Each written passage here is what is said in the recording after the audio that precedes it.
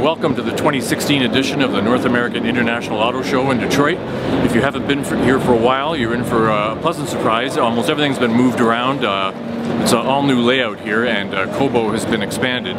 All the Germans and Lexus and Honda are in the same place, but GM, Chrysler, Ford have all been moved around. They all have new displays. Chrysler's is much larger. They're all a lot better to look at. GM has been split up into the various divisions. They've moved Cadillac over to near the other luxury car makers. The big deals that everybody should be looking at if you want to be a knowledgeable consumer include the new Honda Civic, which was Car of the Year here, voted by 500 North American journalists. You'd also want to have a look at the Volvo XC90. That was voted Truck of the Year by the same people, and they're pretty much experts because they've driven everything there is on the market.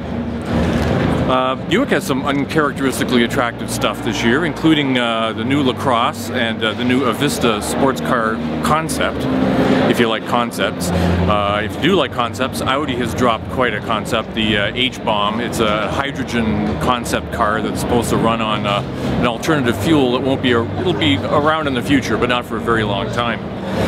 There are a couple of new BMWs, a new Titan pickup truck from Nissan, that's still just a concept, and of course the new Chrysler minivan, which they've renamed the Pacifica in the hopes that people forget it's a minivan, which will be really good for sales.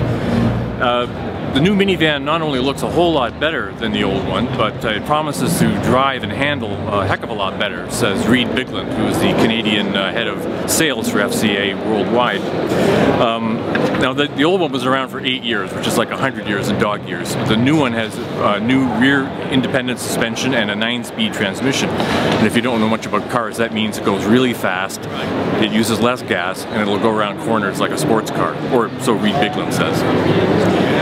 The show is also a bit better rounded for most consumers. It's got some motorcycles here for the first time. It's got quite a good military display, military vehicles in the basement, including that controversial LAV that's built in London, Ontario, that's embroiled in that Saudi arms deal scandal up in Ottawa. That's on view here. There's also quite a few luxury magazines and parts people, like aftermarket stuff and Brembo brakes and people like that who haven't been here before. So it's rounded out a bit. You might be a bit surprised to find which brands are on the ascendancy and which are on the wane. Hyundai has launched its Genesis brand as its own division now, and it appears to be going great guns. Meanwhile, across the aisle there's Lincoln, which, well, they're still trying. Anyway, if you're looking to buy a new car or truck in the next couple of years, this is the logical place to start. Enjoy the show.